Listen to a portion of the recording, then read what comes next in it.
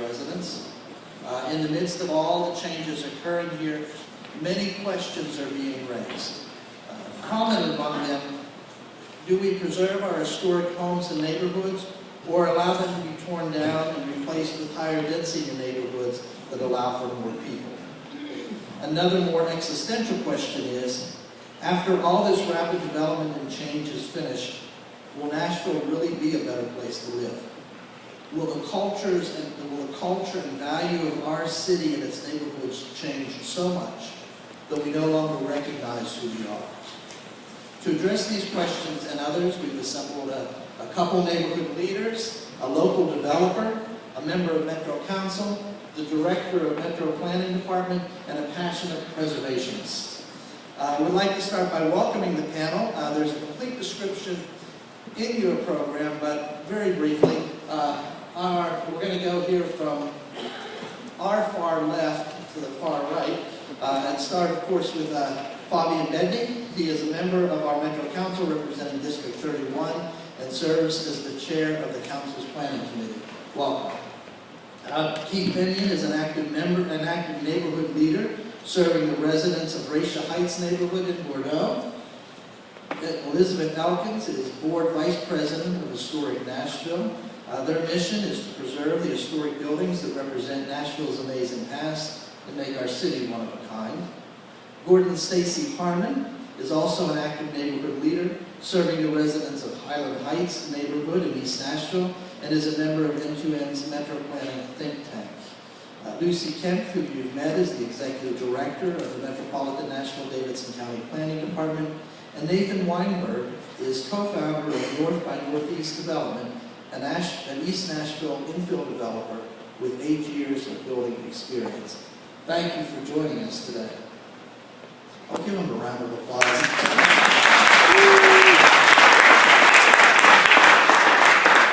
We're going to start with 6 prepared questions that they've had an opportunity to review in advance. Later we will open the discussion up to include comments and questions from the audience.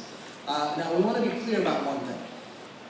Keith and Gordon do not represent all neighborhood leaders. Nathan does not speak for all developers. Fabian does not speak for every Metro Council member. And your peers are laughing. And Elizabeth does not speak for every passionate preservationist. Lucy, you do speak for the Metro Planning.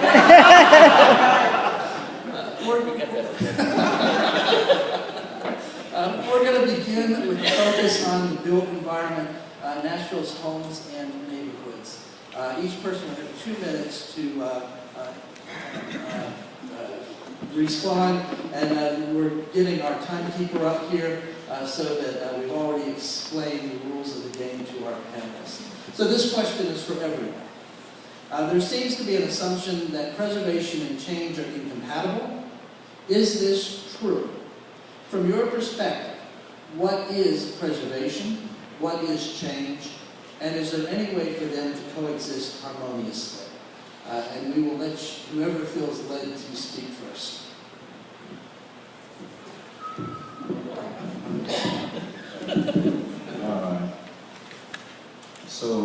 Preservation and change can be compatible. Change has been used before as a tool of preservation. It is possible to do it.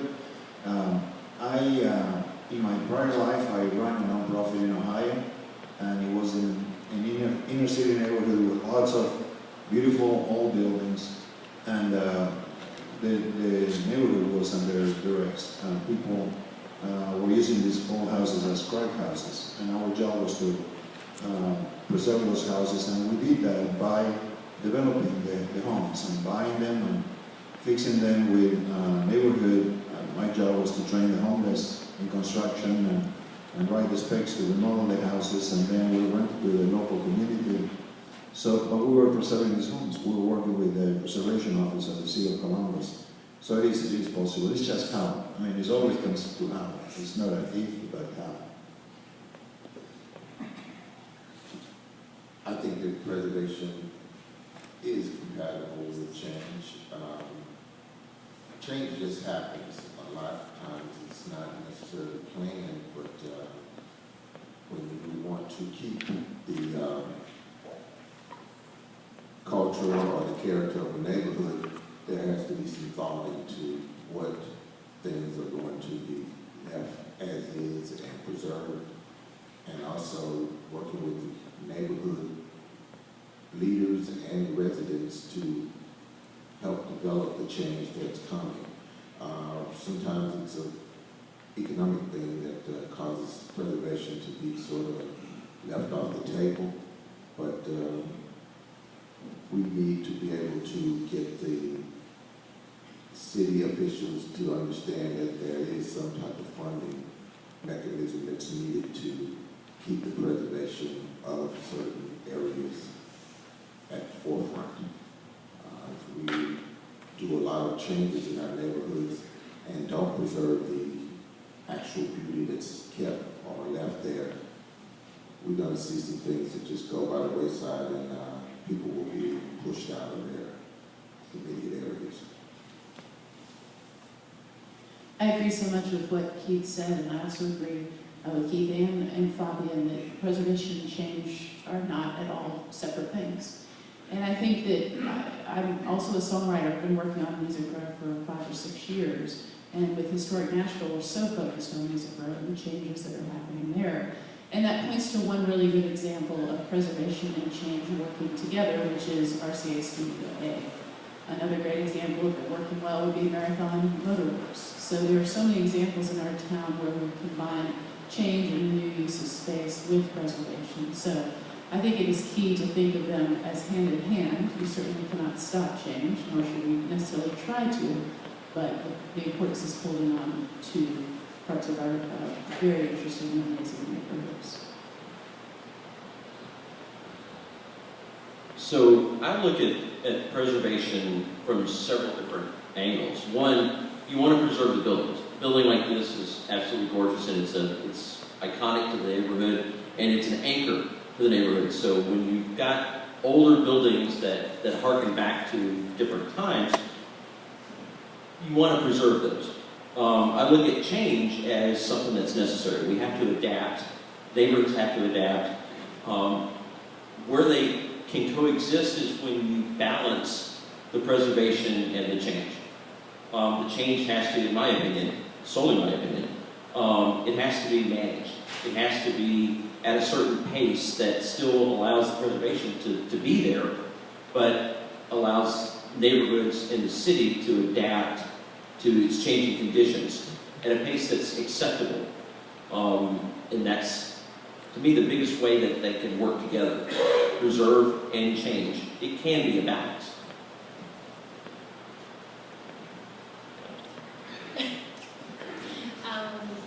So I do think they can coexist. One of the first exercises that the planning department will undertake with the community when you're going, Closer to your mouth. Closer. get a little closer, sorry. Okay, one of the first exercises that we'll undertake with the community when sitting down with the neighborhood group in a visioning session is an exercise called preservation and change. And one of the things that I've learned through that process, which is meant to be a very blunt instrument, where folks sit down and they say, we think this should remain, we think this should stay, and here's why. It's not meant to be sort of a detailed historic analysis, but just a blunt first exercise is that there are a lot of different definitions of preservation, and so many of you are community leaders. So food for thought is to think about how to really be specific in your feedback during those planning sessions. When we drill down, sometimes we'll find out that you're not interested necessarily in saving a structure specifically or a specific use. You're interested in the scale or the character or something along those lines. So it's helpful for us. We try to peel back the layers to understand what exactly preservation means. And the more sort of specific that the feedback can be from community groups when we're sitting down can really help us as in the planning department be detailed in how we're thinking about those things. The planning department is not able to save, sometimes I think we're thought of as being able to save every structure, and we can't. But we can certainly create conditions and incentives to protect, whether it be a building, a use, or a structure, if we better understand precisely how the community is defining preservation in that instance. So,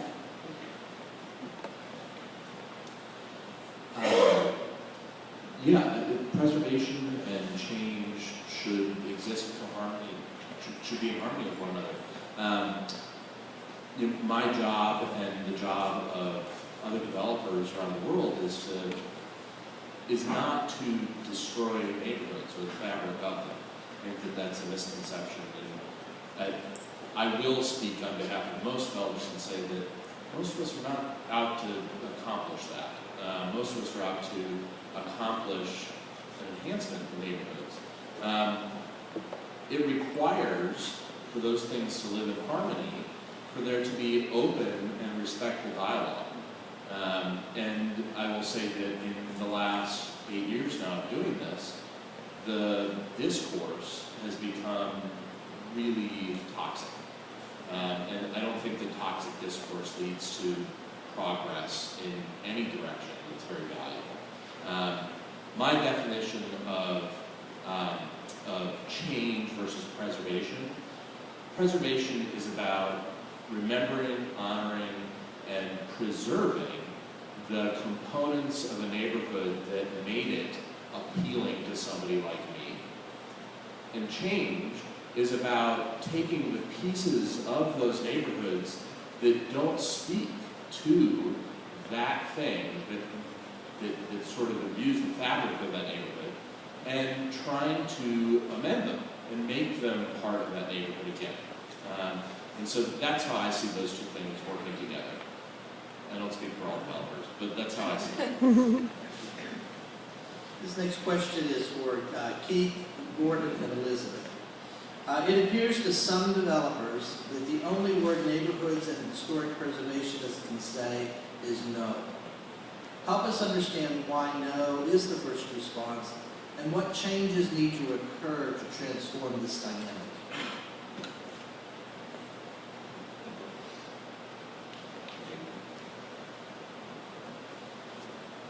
That question is often talked about in our neighborhood sessions.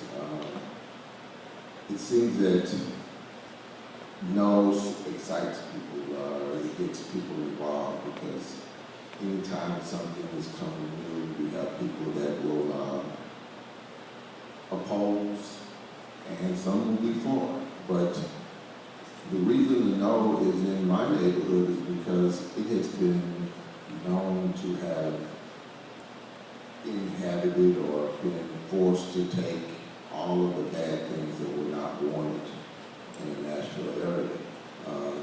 Across the river over in Bordeaux, we have several things that just didn't want to be had in the other neighborhoods, and we seem to continue to get those type of developments and businesses that want to locate in our area. So I can understand that the community does say no a lot, but we have to be able to promote what we are looking for more so than always saying no.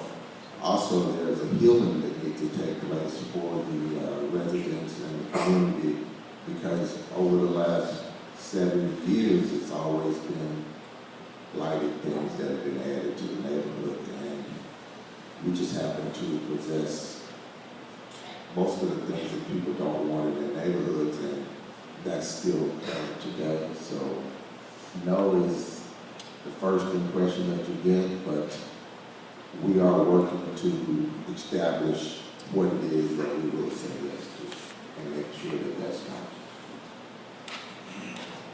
I think with Historic Nashville, we're trying to do something similar, which is rather than going in and saying no, talking about things like the federal tax incentives, talking about preservation grants from the state, and talking about our own easement opportunities, rather than going in and just saying no and fighting someone when in some cases that's very much a losing battle. We'll at least try to get aspects of the property preserved. So we try not too immediate. I think we all immediately think no, but we try to work within the tools we have at a city, state, and federal level to try to preserve things that we can and work with the developers. So I've had this question for a couple of days, and I've thought long and hard about the part of it that says help us understand why no is typically a first response. So I want everybody in this room to think about two words: home and house. I live in my home. When I bought the house, it was going to be my home, and I made it my home. And by extension, my neighborhood is part of my home. So when developers come in and buy a small tract of land or a fairly decent sized tract of land, and they want to put something that's going to have a major impact on my life and my home, the typical answer is no. But for me personally, I usually follow it up with, here's what we could work towards. And my conversation becomes, no, not necessarily 15 units on less than an acre of land, or 46 units on 2 1/4 acres. It is, look, we understand this is going to be a change, so here's what would be acceptable to us. Here's some things that we would prefer this particular project to have. Or can you make a change here? I always try to start a dialogue.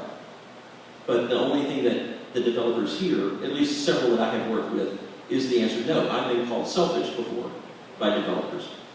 And it's not because I'm being selfish for me, it's because I want to preserve the fabric and the community that our neighborhood has and that my home has. I'm not looking at just houses, I'm looking at homes that are going to coexist in the neighborhood with me. So that's how I would suggest developers to understand that word no and what it really means. This question is for Nathan. It appears to many residents that few developers value the architectural character of our neighborhoods. Is it really all about the money and density? How can developers better work with neighborhoods to create a win for everyone? I'm delighted to get this question because it's not a question that we get to answer very often. It does require me to sort of describe how the sausage is made, so I'm sorry about that. The answer is complicated, but I'll take the first one, which is, does the architecture matter? And the answer is 100% yes, from my perspective. And the reason for that is, I can't sell something that somebody doesn't want. The first thing that people are attracted to is, how does the house look? And so, if the house doesn't look good, by virtue of the architecture being poor or being sort of cookie cutter, then the house is effectively worthless. It's worth something to somebody, but it's been a waste of tremendous resources, including the sort of social and cachet resources of the neighborhood. So I think that's really an important point. The second component of this is I think it's really important to understand that real estate developers are businesses like every other business out there. We analyze the numbers as it relates to how much a piece of property costs us, how much it's going to cost to build on that piece of property, what is the carrying cost, how much it costs for us to hold all of that debt during the process of building it. And as a result, we put that through the number cruncher, and it comes out where it comes out. We also analyze the values that neighborhoods have based on sales. So we're not trying to, we're never trying to break records. You see that on TV a lot, real estate agents that are going all over the place trying to shatter a record in a neighborhood. But that's not what we're trying to do. We're trying to make the profit percentage that we set out to make every single time. And so I think that it's important to understand that, and that's no different than any other business operating in the world. It just so happens that our business is operating in neighborhoods that we all live in, and that makes us a little close, for lack of a better word. So yes, architecture matters. It is not all about the money. but at the end of the day, it is about our business being successful and our ability to move on to the next project. I'm going to follow up because I think the other question is important. That's part of that. I'll give you another 2 minutes to answer it. How can developers better work with neighborhoods to create a win for everyone? That is super important. I think it goes back to the last question, which is having a really functional dialogue. A number of the councilpeople in this room I've had the great pleasure of working with in facilitating community dialogues about what neighborhoods want from us, keeping in mind that we are now landowners in those neighborhoods. So we also have interests as it relates to what happens there. Those dialogues, I don't set limitations on them. And so I think for quite some time, and Lucy's probably a better person to answer this, I think that there was a requirement, maybe there still is, that neighborhoods have meetings surrounding developments. And I think it was 1 or 2. I totally might be fibbing about that. But I don't think that you can set limitations on that. I think that you have meetings until people are tired of having the meeting. Councilman Van Rees is a great example of this. We are working on a project in Madison right now, and it required 3, 4 meetings for us to come to a conclusion. We have a building on Gallatin Pike that we built several years ago. I'm very proud of that building. It's where my office is. It's a 3-minute bike ride or a 1-minute drive from my house. It's very convenient. That project started as something entirely different than what it became. And I think it is a perfect shining example of what community involvement and civil dialogue can produce. It can produce something where people are proud of the addition to the neighborhood. That leaves me proud of what I've done there, and it leaves me in a place where my kids don't feel like they need to turn their head the other way when they drive by something their dad built. That's really important to me, and I think that if you talk to most developers in the city, you will find most of us care a great deal about legacy. I'm one of them, and my time's up, so that's it. Thank you. The next question is to Lucy and Fabian.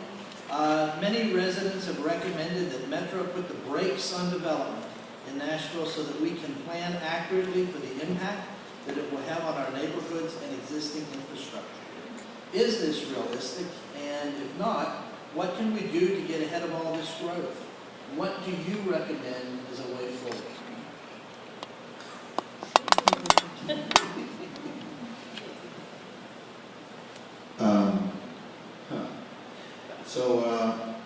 In the council, we have public hearings, and like 99% of the time people will say, I'm not against development, but, and I think that's a very typical comment we hear, and I tend to believe that most people don't want to see development stop. They just want to be part, they want to be asked, they want to see a more inclusive process on how we go about doing things, a more direct democracy type thing. Yesterday was an interesting conversation about Amazon, and what people were talking about is, I want Amazon to ask me. I want Amazon to include us in what are they going to do when they come to Nashville. And I think that's kind of the zeitgeist that we have in Nashville, where people feel that they have been disenfranchised out of the process, and they know in their hearts that if they are included, we are going to end up with a much better city. I know that that is true. My background is in architecture, and when we have client involvement, the buildings are more beautiful. They are better architecture. When the same architect designs different buildings without client involvement, they all look the same. And it makes for a less interesting, less inclusive city. So my answer to that question is yes, there might be some cases where people don't want to see development. And the way I deal with that is in my district, in District 31, which by the way is the best of the city. I think I have a resident from my district. if people don't want a development, I just don't move forward with it. And for me, the test is always engaging with the community and listening to them and giving them all the information and give them all the opportunities for them to provide feedback. And if at the end of the process they just don't want it, then I'll tell the developer, I'm really sorry, but I'm not going to sponsor this. But that doesn't happen all the time, and I think they want me to stop talking. So this is it. Thank you for the question. I don't think it's reasonable, and I actually suspect that that's not sort of the purest form of the feedback. One of the reasons I talked about my experience in DC after 40 years of disinvestment was to talk a little bit about what it feels like to be a community that has so slowed investment in neighborhoods. It is a demoralizing moment when that actually happens and takes effect. I know that the amount of growth in Nashville is also creating enormous strain and stress, but it's a different kind than what it feels like when you actually choose to try to stop growth. And I think that the councilman had a really good point. It's sort of the form that it takes and how inclusive the discussion is with the community and ensuring that people are connected to the opportunity that some of the growth and investment brings. I think that, I'm going to nerd out for a second, I think one of the core challenges in Nashville today is that we invest in infrastructure very often on a property-by-property basis. It is inefficient and ineffective. And we in the departments have got to figure out how to think more globally, sector-wide, about how you improve infrastructure investments, especially in areas that are experiencing a lot of development over time. Some of that occurs with public works and the traffic studies, but there's a whole host, if you really begin to peel that onion back, if we shift the way we're thinking about it, for how we can think more holistically about that. And I think that if as a city we began to look more holistically at infrastructure need, not on a lot-by-lot basis, then that would address a number of the concerns that folks have about whether or not the development is outpacing our investments. This question is for everyone. For many, the discussion of preservation is about more than saving buildings. It's about retaining long-term residents. What should we be doing as neighborhood leaders, as developers, as government, as preservationists, to help long-term residents remain in their homes and neighborhoods?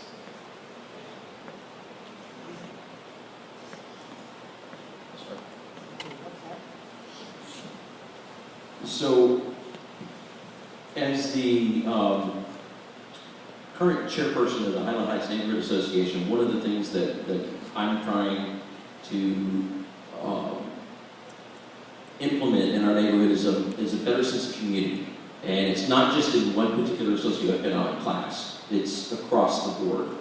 We want an inclusive neighborhood. We want a neighborhood that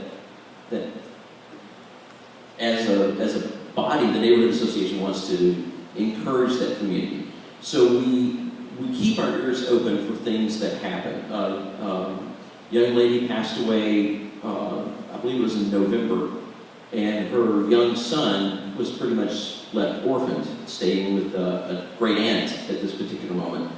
As a neighborhood, we put the word out. We gathered donations, we gathered toys and clothes for this young man, and he may never remember this particular act that we did, but we made an impact on his life, and his family recognizes that.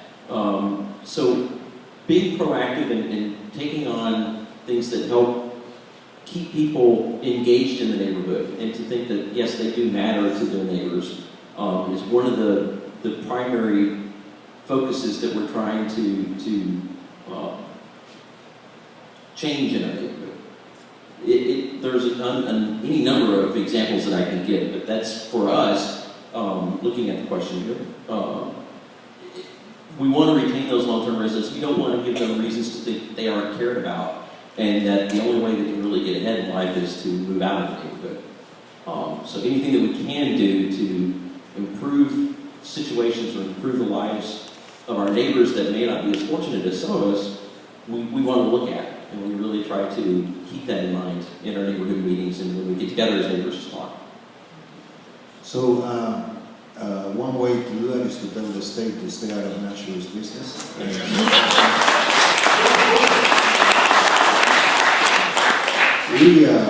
We went through a very lengthy process with the planning department to try to help people stay in their homes by passing inclusionary housing. Many of the people that are sitting here today supported that legislation, Councilmember Winters and others, and the state overruled that. And so now we were left out without a way to effectively deal with that issue. So the next alternative was to provide incentives. And so now the challenge is to have a dedicated funding source for the Barnes Fund, so we can actually use that money to help people stay on their homes. If there is somebody elderly that has a wheelchair, to help that person have a ramp so they can get in and out of the house, so they can age in place, so they can do small repairs. The fantasy that people have that to help people stay at home, you have to spend $200,000 and build a new house, that's a mistake. In reality, most people that want to age in place, what they need is a little bit of help so they can do small repairs to their home and they can stay there, they can stay in that community. When you're on a fixed income, if you have to spend $5,000 fixing a roof, that's probably going to kick you out of the house. So that's the thing we're working on now, trying to find a way to fully fund or increase the funding for the Barnes Fund. And I have to say that I appreciate the advocacy of NOAA and groups like that that have been very strong in making that case.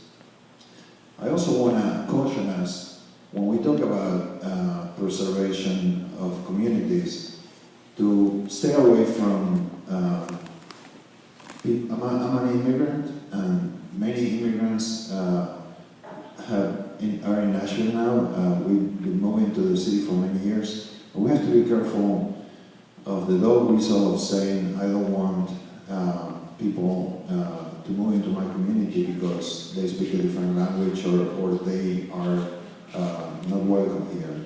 There is a way to preserve the community and be inclusive about it. And I want to encourage you all, and I want to encourage us to be mindful of not falling into that trap, that there is some kind of a ethical, some kind of a epic way to describe who we are as a community. I think who we are, from my point of view, is that we are an inclusive, caring, loving community that wants to make sure that each one of us is successful and can lead to the full extent of what Nashville can do for each one of us.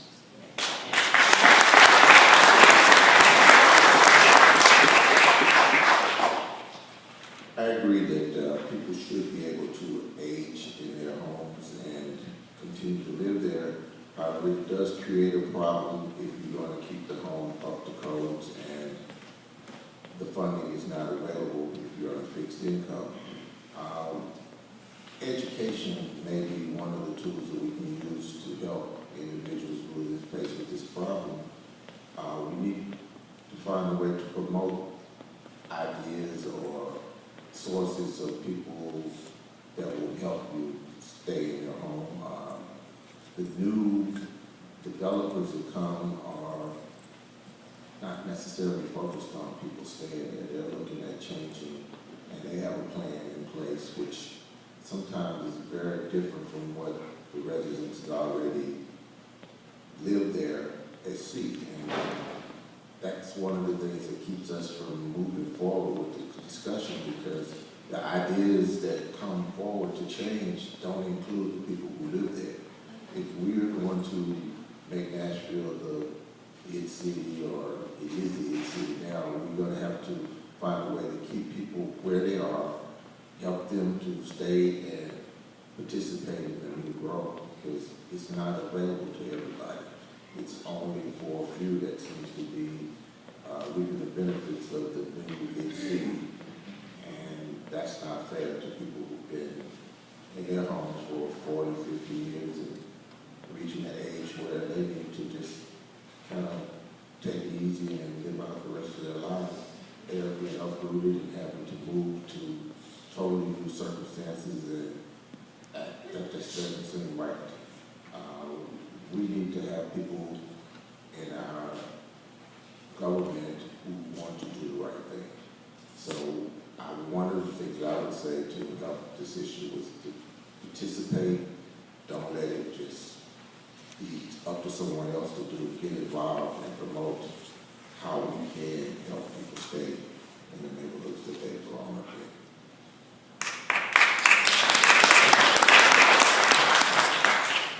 I think both Keith and Fabian made the most important point, which is staying educated, talking about it, and looking for solutions for this. With Historic Nashville, in our Nashville 9 this year, one of the 9 was historic working class neighborhoods, in which we listed many around the city where this is happening. So I think it is a question of finding some sort of funding and some solutions to it. And I see it in a different group of people here in Nashville, which is key to our city, which is musicians and songwriters, who, just on a personal side, when I moved to Nashville part-time in 2010, I moved to the corner of 46 in Indiana and the Nations, and actually one of the first new builds in the Nations, guiltily now that I am learning more about the city. But I have seen a street where it was all the original older homes for that neighborhood. In just this 9-year period, there's only one of those left. And I've seen so many musician friends have to leave, move way out of the city just to afford rents, which are probably 10 times higher than they were in 2010. So it certainly affects a key component of the cultural life of our city, which is the music community as well.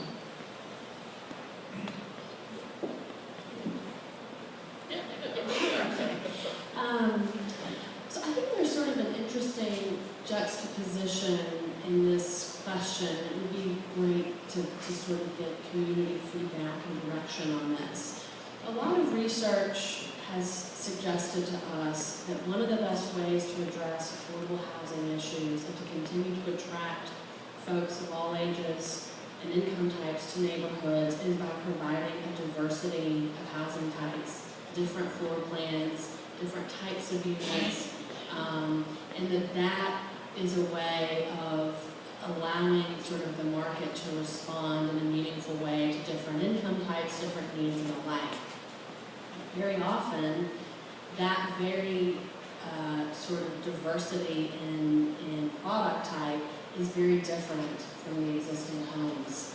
And how do we, Nashville experienced a lot of growth in the 50s and the 60s. We were building a lot of single-family homes. How do we sort of sensitively integrate new housing types, if you accept that proposition, which we do at the planning department, in a way that makes it feel like part of the fabric of the neighborhood, and in a way that allows for more folks to come into the neighborhood, but the look and the feel of those may necessarily be a little bit different. I think in the department we try very hard to look at material standards, we look at bulk, height, a lot of physical standards to try to help those meaningfully be part of the neighborhood. Sometimes we're more successful than others, but I think I would throw that out there as a question for folks to help give us some advice on and weigh in on. But it's very much part of the affordable housing question because, as was mentioned, the state has weighed in and made it very difficult for us in Metro to accomplish goals, and so we've got to think more creatively about that. So different. I think that there's two components to this that I think are really important. One is an honest discussion of options. And so one of the things that I encounter a great deal and has been reported very single-sidedly in the news is that people that have made their homes in these neighborhoods for decades, sometimes centuries, depending on what pieces of the city you're talking about, are only given one of the myriad of options that are available to them. Sometimes it's my side, the developers, that come in and say, oh, don't listen to anybody else, your house is only worth this much money. That's irresponsible on so many levels and makes me very angry. The flip side of that is that people say, you don't need somebody else's money. You can do this, and then they go away. And those people are left believing their neighbor, but missing out on an opportunity to change their life and the lives of future generations, sometimes exponentially and immediately. And so, neither one of those things should stand on its own. There needs to be somebody who can facilitate honest conversations with neighbors about what their true options are. Honest options. I'm not always the right option. And the other side is not always the right option.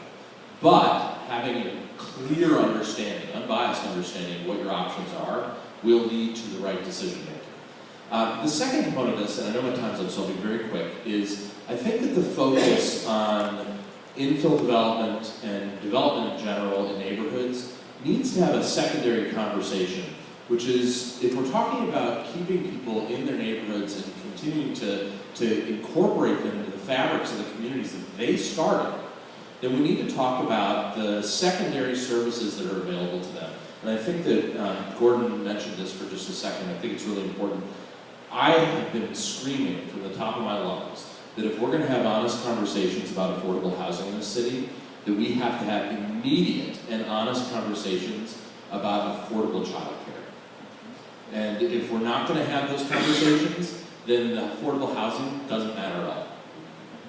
So, my time's up, sorry. I'll get off my soapbox because I'm not a political leader, but those are the things that I think about that. So we've been talking about the built environment. Now we're going to move to the more existential questions about culture and values. And the last two questions on our list are addressed to everyone.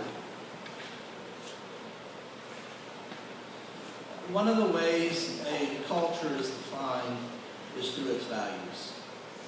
What are some of the historical values that we need to preserve? What are some of the new or relatively new values that we should embrace as the city changes? Another way to ask this is, what makes Nashville unique, and how do we honor that uniqueness in the midst of change?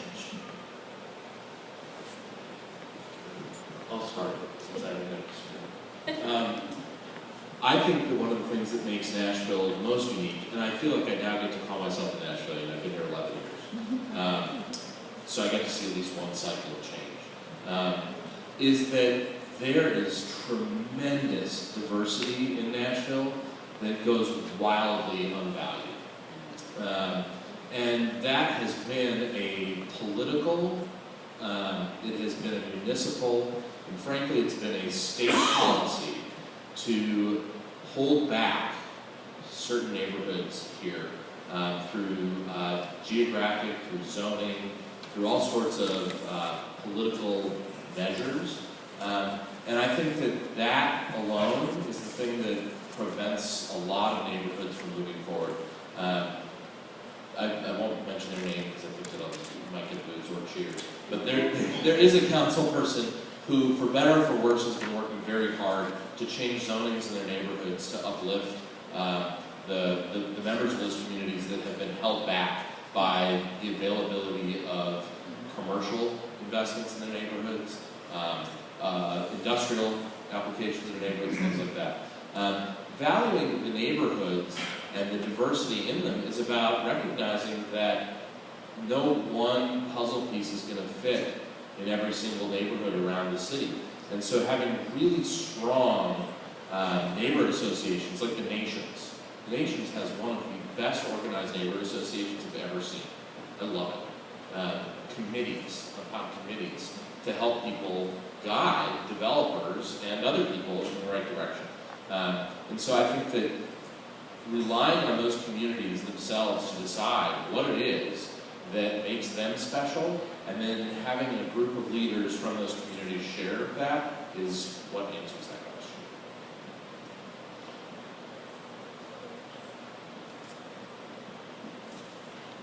So as we continue to tie Lucy up in the corridor, I want to ask a real quick question of everybody that's in the audience today. And you can choose to participate or not, but if you would, if you were born and raised within the Greene counties or within Davidson County, would you raise your hand? About half. So for the other half of you, think about what brought you to Nashville. And that's where we define those values that we want to preserve. Because you were attracted to Nashville for a reason. I was born and raised in this area. I've lived within Davidson County for the past 25, 26 years, steadily. I mean, I've been in and out of Nashville back and forth before that. But one of the things that I've always loved about this city, this town, is that it's been a big city with a small town feel. A lot of that goes to one of the more important core values is Southern hospitality. You hear it from people that visit the city all the time. We're losing some of that. Why? That's a hard one to put a thumb on. It could be because of the pace of the change in the city. It could be the influx of people moving in that don't necessarily understand Southern hospitality, but they're intrigued by it, but they don't really know how to exercise it. So that this question is a challenge, because how do you preserve something that is as intangible as hospitality? And I think it goes back to, we just need to be kind to each other. We need to respect each other. We need to involve neighbors in things. We need to be involved in neighbors' things. You know, create that community and make it more citywide. Music is one of the other big core values that Music City was founded on. I've told people from all over the country and all over the world, Nashville is such a unique place because you can literally go almost anywhere in the city and find almost every genre of music out there on any particular given night of the week. And music is something that binds us together and kind of helps us ground our humanity, whatever style of music you enjoy. And that's another core value that we need to preserve and we need to keep in the city, because Music City is on the map and it will stay. We've not been in the it city for just a few years. When people used to rap around the block, the Ryman, they came from all over the country. Nashville's been an it city for decades, and we don't need to lose sight of that. And why? Well, I feel like you stole my answer with the music. So, of course, I think that music is such a big part of why people move here. It's why I moved here. And I think what you said, Gordon, that it's all types of music. And I think nationally we have a reputation, and internationally it's just the center of country music. And it's been preservation mistakes that have led to that reputation, and good things as well. But one of the key things, I think, is finding a way to preserve that culture and preserve it across all genres of music. As many of you know, probably the building of I-40 put an end to the Jefferson Street music community, which is a very important part of the city's music history. So I feel like finding ways, as we're looking constantly at threats to Music Row, the buildings on Music Row, the people who work on Music Row, finding ways to work with that is very important to keeping Nashville, one, a center of tourism for the world, but also to the continual creation of music here, which is why so many people did come here. So I'll just steal your answer right back. I want to piggyback off of what Gordon was saying. It's important to understand why people move to Nashville. I've been here for over 30 years, and the thing that attracted me was the easygoing way of living, quality of life that people had in the city, and nothing seemed to be rushed to say you were in New York City where everybody's moving. There's no hospitality, there's no common courtesy. Nashville possessed that value that most people don't experience if they live in the larger metropolitan cities.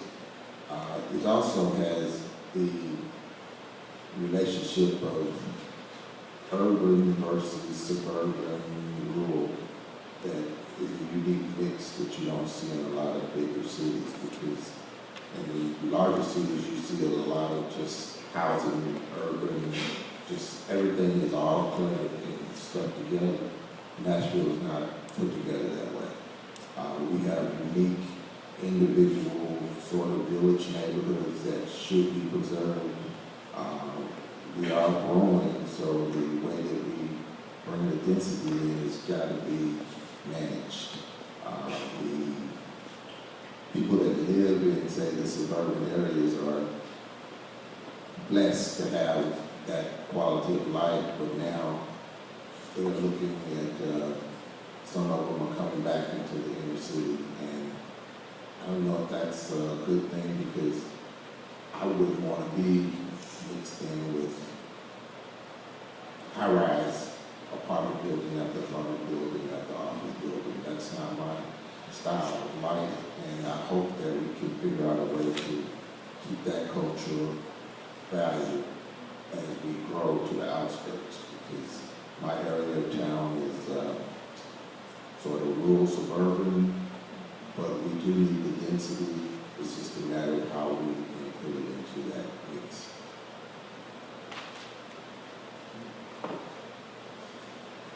I grew up half a planet away in Buenos Aires, and I moved here over 25 years ago.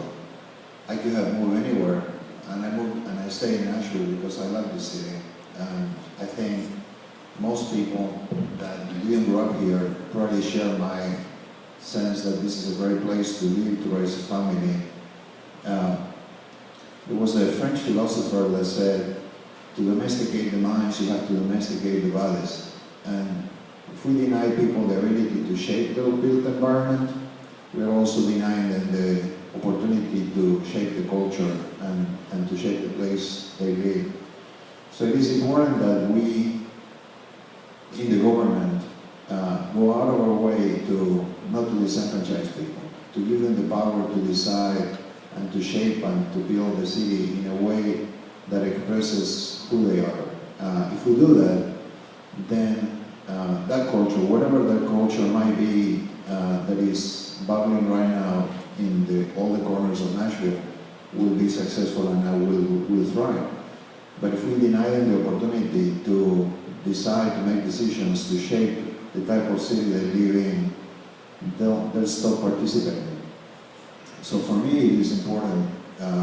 When I was elected, I made it a mission to build community, to make sure people knew that they were the ones that were making the decisions, that I was just an instrument.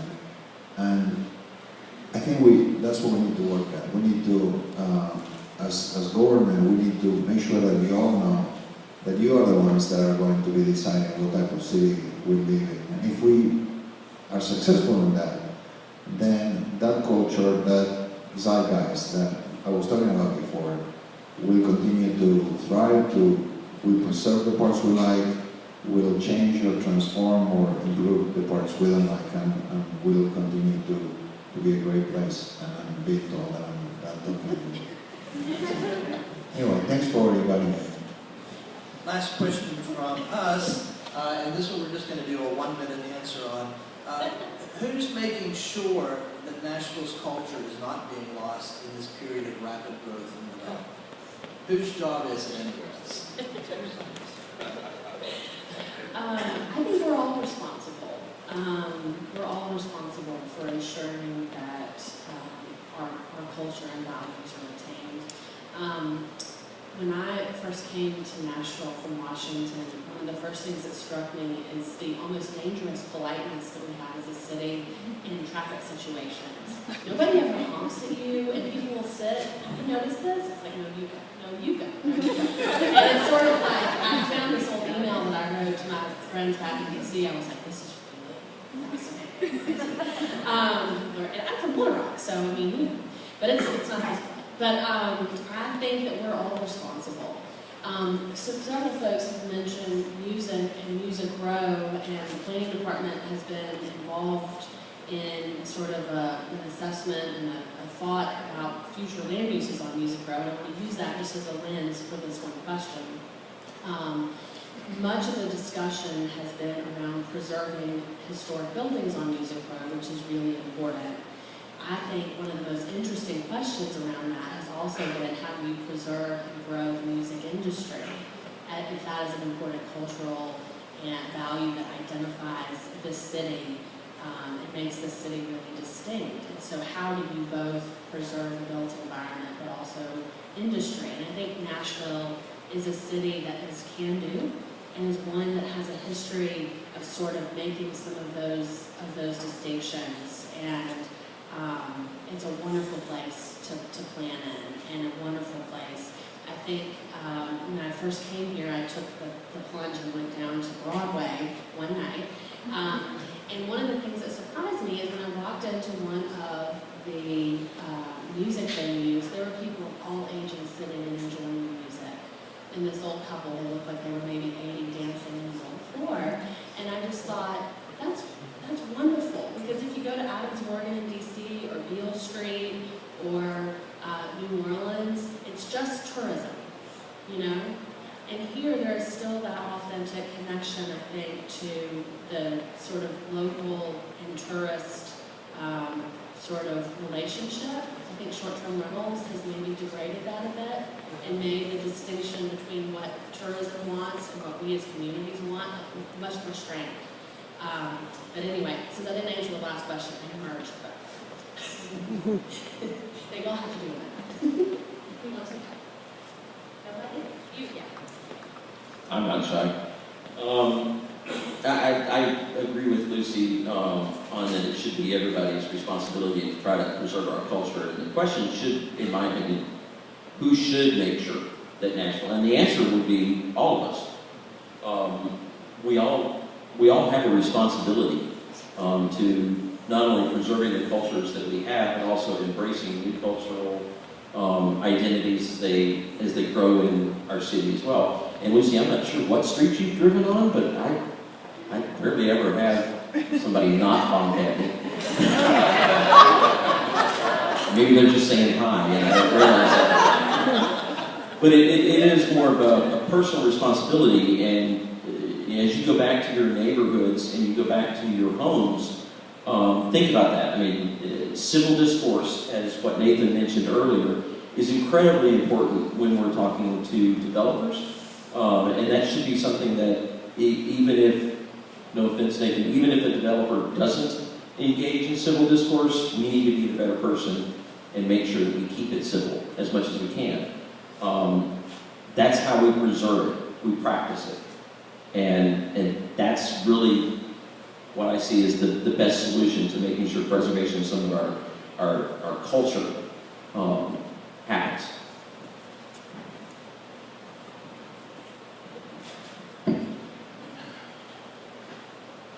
Who's making sure that Nashville's culture is not being left behind?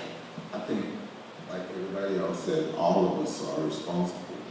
However, we do participate in the elections, and our elected officials should represent the areas that they're elected to represent. We have to hold them accountable. They're pushing issues that we don't agree with as neighborhood residents, then we need to make it known and try to work out a compromise so that it becomes a balance of a little of this, a little of that. We have to learn how to work together to keep the values and cultures that exist in Nashville as they are, and to improve and enhance on everything that's coming in the new system of values, because things are changing here in Nashville, and a lot of people see the changes as negative. I don't. I like change, but I don't want to lose that unique feeling that I had when I came and everybody was nice, unrushed, and traffic. It's just got to be something that we got to consider so that we have a way of getting around and being able to deliver the cultural values of each area to the people that come to Nashville. What they say.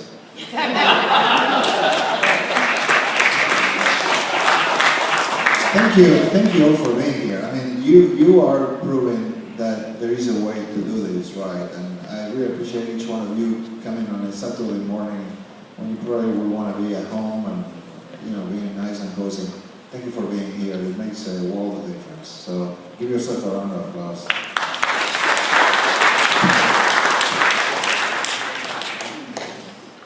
People are always asking me if I want to go first to the stop sign. It confuses me moving from Atlanta, so I struggled with that too. So I do feel like everyone has said, it's about all of us doing this, and it has made a difference in the past many times, from the Ryman to Union Station to Fort Negley. People being involved have been the difference in those cases. So I just encourage everyone to be as educated and involved. Obviously, Historic Nashville is a group that anyone can get involved with, can reach out to, can talk to us about concerns, and then we can help you with that as well. So I think it is the individual. Yeah, it's all of our responsibility. If we live here, it's our responsibility.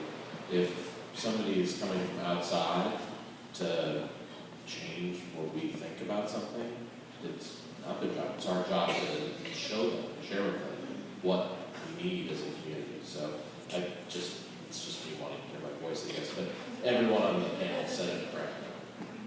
Only in Nashville would you have such an agreeable panel.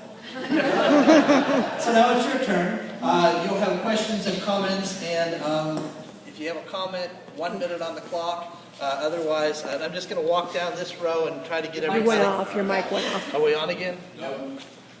Hello? My battery died. Okay, we're gonna have some really loud people. I'm gonna start here with Omid and then go to Grace. Omid. Jim. Go ahead, Omid. Omid, everybody can hear Omid. My question, thank you for coming. My question is regarding this sort of balancing act that we are talking about. I think a lot of times with developers, I hear, opportunity. I even heard you cite, and you were probably talking about D5 and maybe even Cleveland Park. Thank you for not naming it, though. I will. But, the opportunity for a few becomes the consequence for many more, So while developers only see opportunity, there is consequence. They refuse to acknowledge a lot of times. So I'd like to hear what your thoughts are on, again, how to balance these things. Nobody's saying that, I don't think anybody's saying that they want to disenfranchise and take away opportunity from families to experience the benefits of us becoming a more desirable city, or whatever we've become. I think we were always desirable too, but it's become the hit city, right? But all of those little things end up pushing out and becoming consequences for far more people than I think we recognize. So speak on that. And we're live. Yeah, way to nail what I was talking about. Sorry. Location-wise. I think that, so everything you said is right, with one notable exception. I think that... No, there's no exception. I think, stay off your side. I think many of us do actually think about the consequence of it, because the consequence from our perspective is we see the ability to... Alright, I'm just going to take off the shiny facade for a second. We see the ability to make more money down the road, right? That's what developers do. We're a business, we're looking to make money. And the ability for us to make more money down the road, the consequence of us making bad decisions or decisions that don't involve the community or don't involve the concept that a neighborhood has put together for what they are that we won't make any more money down the road. But I'm sorry, I want to interrupt. The consequence I'm talking about is the human consequence of people being displaced, and they're going to be gone, so it's not going to matter what kind of money you can make. So Sure. Well, let's get back to people, not profits. Okay, so I'll answer that too.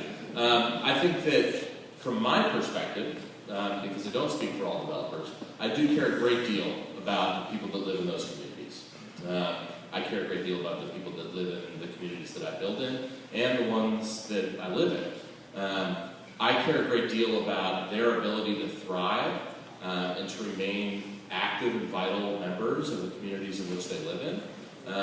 And I see my responsibility as a real estate developer as being somebody who makes the community that they live in one that they are more proud to live in than maybe they were before.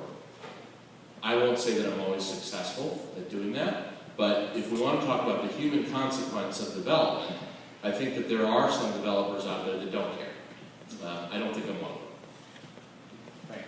Grace. I'm going to go from the philosophical to the specific. In my area of town, we are currently fighting a specific plan.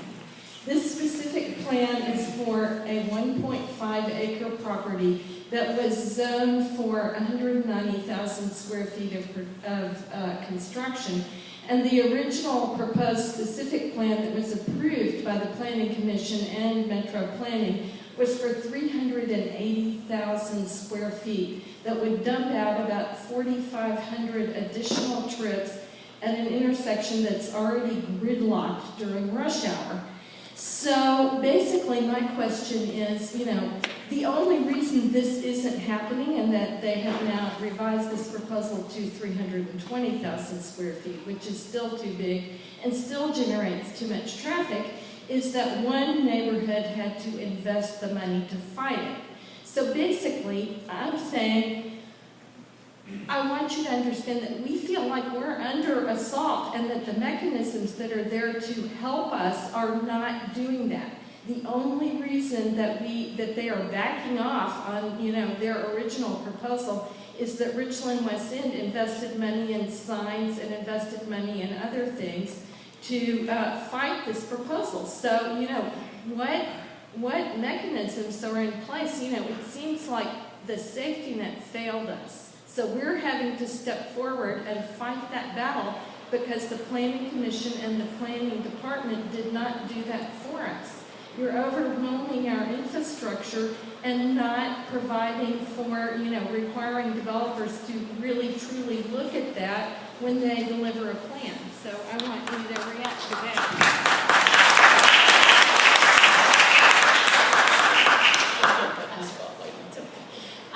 Well, thank you for the question, and I think we do have tools at the Planning Commission to help communities and developers assess the impacts of projects. Now, you can talk about whether they're insufficient or whether we need to do more. In Or the case, whether in this case where they even apply. We honestly don't know. okay.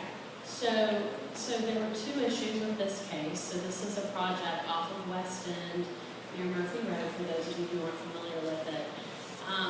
And I think there are two questions. One is the overarching policy for the area is meant to be a community-driven vision for what we want to accomplish, not only in a particular neighborhood, but citywide. And in this instance, this particular property is located in the Midtown study area.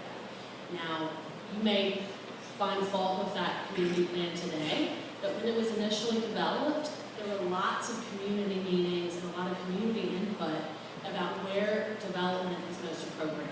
And what the department heard, I wasn't there at the time that I read through the file, was we don't want development within the interior neighborhoods, we want it on the corridors like West End. And so that proposal met the policy. Now, that's tool number one. And if the policy from your perspective is today not relevant, then we can go back and reevaluate. But that's one piece, that's one framework. So with a development like that, we also have traffic studies that will list very specifically what the needed improvements are. And in this instance, there are a range of improvements that the community should be able to look at the plan and assess whether or not the improvements meet the issues that they're talking about. But there are tools.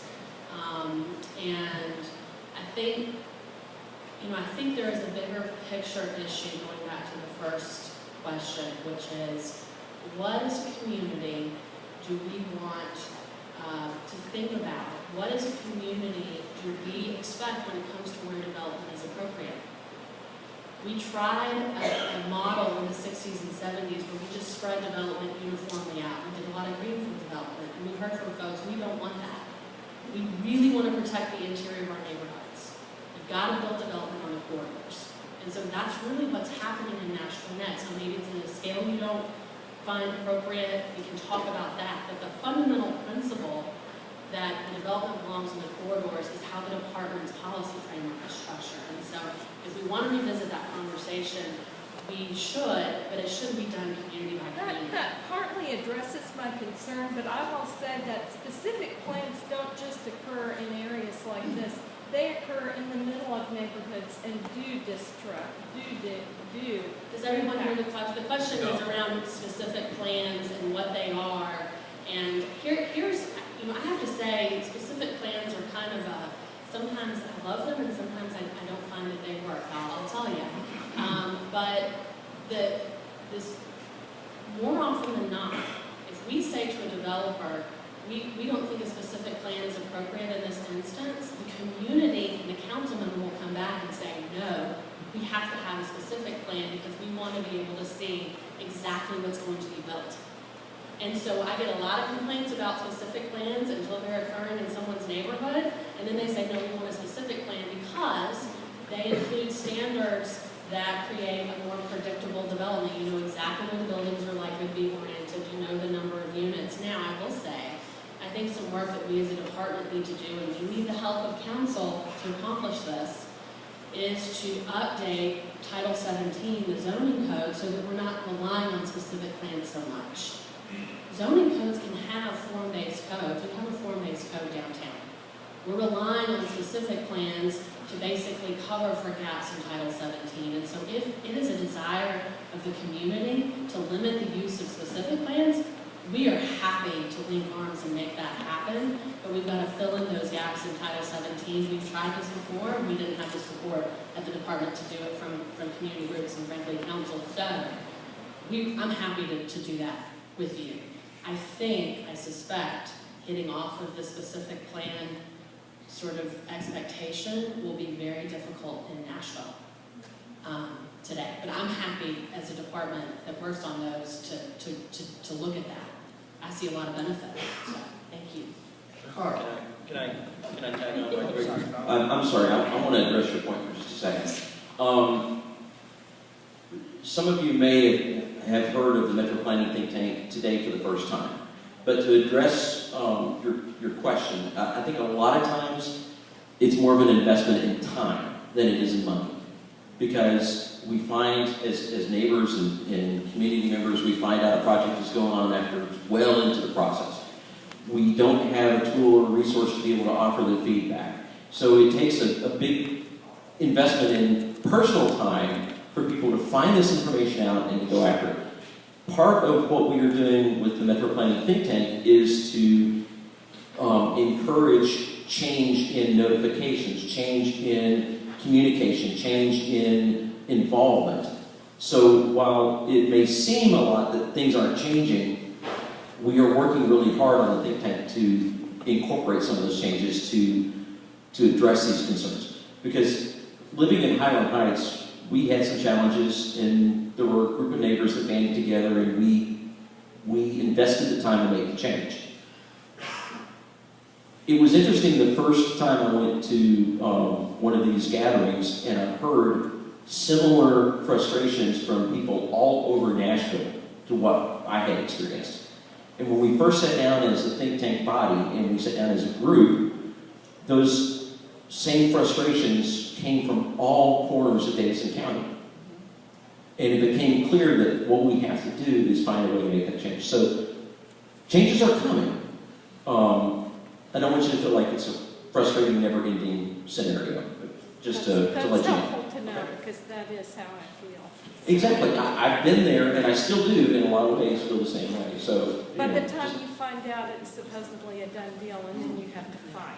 So I feel your pain on so many levels. So there is a fatigue from the community, because in some cases people feel that they already discussed the issue, they already said that they don't want to see a particular type of development happen, and then it happens again and again. So I empathize and I understand where you're coming from.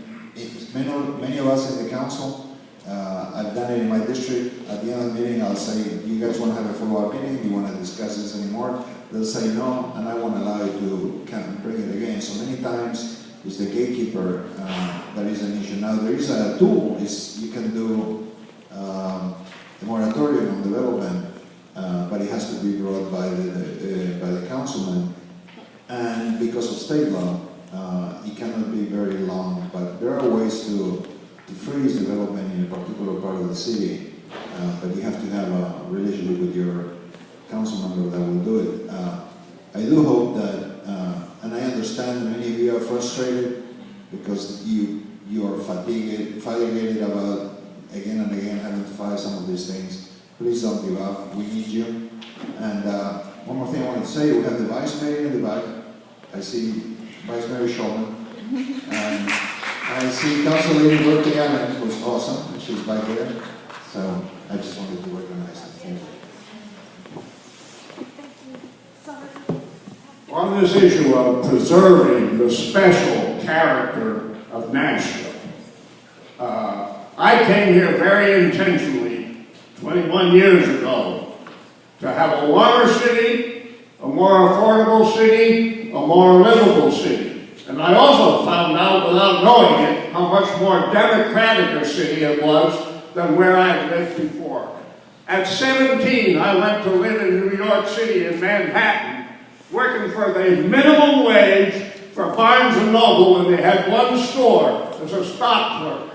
I lived in Manhattan for $7 a week rent in a furnished room when Manhattan was affordable to live in. That was a dynamic city. Then I spent 40 years in Chicago when it was an affordable city to live in. And it's another very dynamic and attractive city.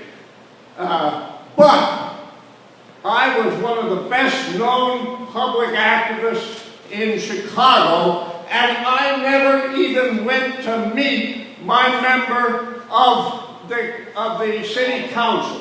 Why? Because when I lived in Chicago, I used to joke that it was the second tightest dictatorship in the world under Mayor Daley, second only to Russia under Stalin.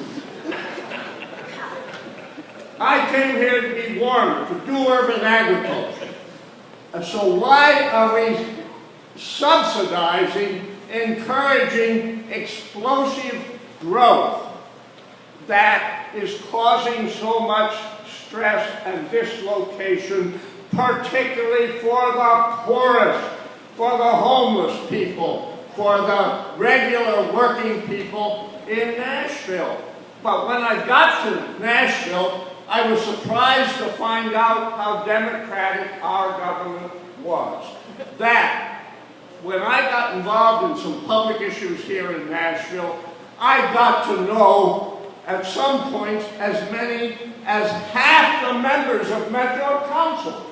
I got to know Mayor Briley when he was a district councilman and talked to him and he would listen. I got to know Vice Mayor Jim Shulman when he was a district member of council. I got to know Fabian Bedman and found out that I thought he was one of the most responsive members and most concerned about poor people in Metro Council. So I want to preserve this democratic and livable character of Nashville, particularly for poor people.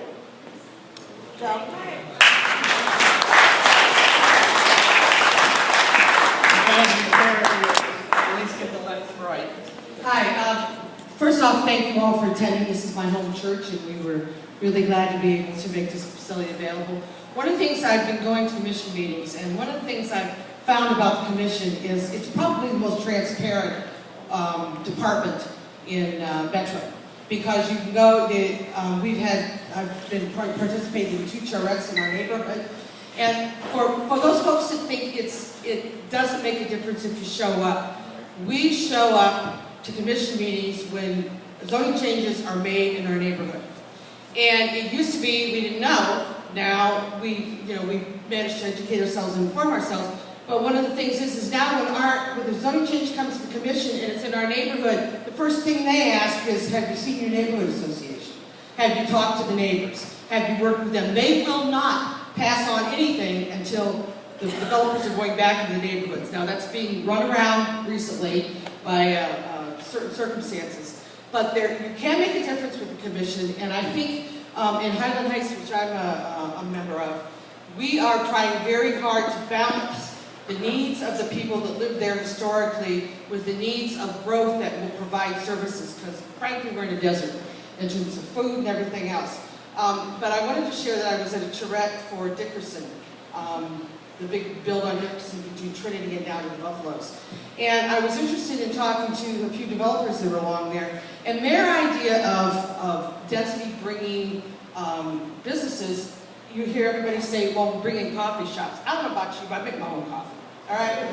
I don't need $10 coffees in my neighborhood. What I need are dry cleaners, and I need convenience stores, and I need people that shine shoes, and I need people that provide services for those in the neighborhood. So in the balance of trying to figure out what needs are, involving as many people as you can, and we did in Highland Heights, there were a bunch of us that were elderly, that moved, that lived there, and we decided that we needed some young blood. So we turned ourselves out. We wrote bylaws that you only can serve so much and that you have to rotate. And in that way, we are trying to build relationships and build the community to come and involve. And we had a big stink about a bill that came through. We have a subcommittee that looks at plans. And what we didn't do was even connect with the people that lived in that neighborhood. Those people in the neighborhood came to our meetings, raised enough hell that we said, okay, we get it. We managed to combine what was a crisis in our neighborhood into an opportunity to grow and to grow leadership. And that's been reflected in terms of our last election. Those people are now, we said, go for it. We'll support you. We want you to carry it on. Got a lot more energy than the old folks do. But to understand, for everybody to understand that the planning commission and your city council people, whether they're cooperative or not, have to be put on notice that there are people in the neighborhoods, organizing in the neighborhoods, that really are concerned about these characters, the character of the neighborhood, and concerned about the people that live there historically. Where I live, it flipped in 8 years from being predominantly working class black to now predominantly middle class white millennials. And it happened in a time when there wasn't a whole lot of control, and that's not going to happen again in our neighborhood. So, we don't have to encourage that.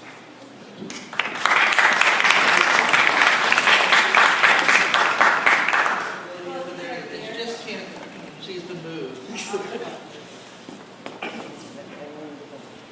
My name is Celeste Maroon. I live in the Hunters Branch neighborhood in South Nashville, where they're doing the Nolensville Road widening. The T-dot is between Burkett Road and Bell Road. And Councilman Benny has been a great support, as I'm a district member of his, to try to. There seems that the people in this room are very unique in that we care. We're here today because we care. We've got 155 residents in our neighborhood, and I have never met a more apathetic group of people that I feel are just kind of giving up. They've given up hope. They don't know why they need an HOA. We had our HOA dissolved. I just want to make a statement that there's probably 3 issues that concern me as a resident and homeowner in Davidson County. And one of them is we have this T-dot road widening, and just to make the story short, we've got an HOA, but there's been no administration since 1995. T-dot has filed a non-suit against our community property, so they have nobody to pay us our $50,000 because we have an investment account, no administration in the HOA. So I'm concerned about our neighborhood being at risk and what's going to happen with the neighborhood. The other way this affects me is I'm a mother of a 20-year-old son who's making $11 an hour that's trying to move out. There's no affordable housing for him in this community. He's going to have to move to Smyrna, where the service industry professionals to be able to afford somewhere to live. As a 20-year-old man, that's a little degrading. I mean, he wants to be able to move out and be independent, and with a roommate can't even do that. And then the third thing was I was director of marketing for the fairgrounds in Nashville. And when you talk about preserving our community, I feel like that maybe the community at large, our residents, don't feel like they have a voice, but yet again, they're apathetic. So I'm just making a statement, is I want to help. I have availability to help with planning commission, and I think I have some insight and value to offer, but how do we activate our community so that they feel like they're being heard, that things that they want are being delivered to them? And it's just my honor to be here today and to hear what's going on and the people that do care in the room. Thank you. So that last part was actually a question. Well, I want to help. Okay, so I'm at the place in my neighborhood where we have got to have funds to reinstate our HOA, and nobody in the neighborhood, they don't even want to pay $10 a quarter neighborhood fees. the apathy part of that is something that I think all neighborhoods face. And even as we've become more active in Highland Heights, we still face a lot of apathy. And part of it comes from the fact that there have been these major rezonings that have occurred in our neighborhood, but yet not any kind of construction or any kind of change to that physical plot has happened. So as people drive by and they say, oh, it's been there for over a year and it was passed. And they don't comprehend the overall impact that it will have. That's where as a member of the neighborhood, you've got to constantly bring it up and talk about it and make it a point that people will pay attention. If they're going to be ultimately apathetic and not get involved no matter what happens, you can't change people in that sense. But if something occurs behind their home, and all of a sudden it's going to impact them directly, now they're concerned. So it's just a matter of, you got to keep it in the forefront. This is the developments happening in our district. Whether you agree with it or not, weigh in on it. You know, let your councilman or the commission know. We had a neighborhood meeting, we had half of the neighbors show up. The next step was a nominating committee and crickets. No. Apathy is one of the hardest things that we have to deal with when it comes to neighborhoods and getting people involved. Then it's difficult to preserve the culture of the community when the people who live in the community don't want to speak up. So, and some of that you can't really change, but I encourage every person who's a member of a neighborhood association, attend meetings. It doesn't have to be every single month, but go on a regular basis. Stay in tune with what's going on. If your neighborhood has a newsletter, we instituted a website to kind of coalesce and put everything into one location. You know, check in on that website. Sign up for their emails if you've got them. Be involved. If anything, just keep an eye on things. And keep bringing it up at neighborhood meetings that these are developments, these are things that are happening in our neighborhood. At some point, it will change. But it's a frustrating road in the meantime. So that's a really good transition, because next time we get together, we're going to be talking about behave, getting your neighbors to do the right thing, which part of it is being involved. So we're going to have to bring it to a close, and I apologize because there are so many questions today, and I apologize for not being able to get to all of you. Inside your packet is a evaluation form. If you get a chance to fill that out, we would appreciate it. We want to thank Lucy Kemp for her presentation. Yeah. The panelists for their willingness to share. For being a co-presenter. United to Healthcare for being a sponsor, neighbors like you who support Neighbor to Neighbor, Eastwood Christian Church and Eastwood Neighbors for being our host, our staff and volunteers, and especially you for your presence here today. You're the reason why we do all that we do. We look forward to seeing you at the Conference for Neighborhoods on Saturday, April 13th, and at our next quarterly leadership gathering on Saturday, May 18th. Thank you. Have a great day. To the lady in the back that was wanting to ask a question, several of us on the panel have decided that we can stay if you want to come talk to us individually. Please come up. Thank you. We're more than welcome to talk to you.